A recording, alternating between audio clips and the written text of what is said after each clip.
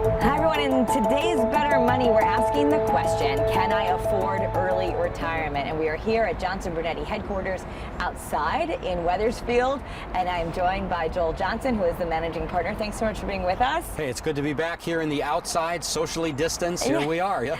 Well, and we're here because of the pandemic, and that also has a lot of people asking, should I retire early? People are being given packages, so these are some questions that people have. Yeah, and it's interesting. A lot of people that thought they were going to work for another few years because of what we've gone through this year are thinking, you know what, maybe I don't want to continue to work. Can I really afford to retire? Because, you know, I've kind of had it with the rat race. People have been able to spend more time with their families and so on, and people are really looking at the lifestyle decisions right now. Absolutely. And 1/3 of older workers are now at risk because of the pandemic, and maybe even being forced into early retirement. So number one, the question, and this is a big one, how will I get health insurance?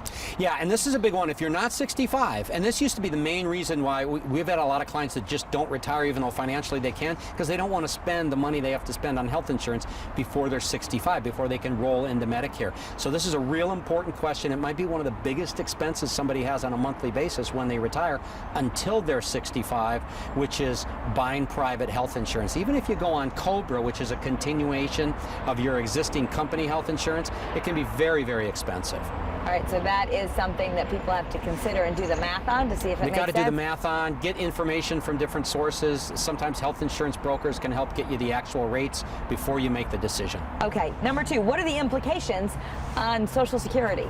Yeah, and you know, some people are worried that they're not going to get their Social Security. I think if you're asking this question, I'm 58, if you're over 55, I wouldn't worry too much about getting Social Security, but the question is, when should you take it? If you retire early, should you trigger it early and leave your retirement funds alone, or should you take your retirement funds and leave Social Security alone? And that's different for each person, Kara. It really depends on the rest of their financial situation and their health, their life expectancy. So is there a way to get a Social Security calculation of, okay, I'm going to leave work 3 years early, what that's going to do to my Social Security? Yeah, we have software that we run somebody's scenario through where it can show them actually if they take Social Security early, how does it look 20 years out? If they take it later, how does it look 20 years out?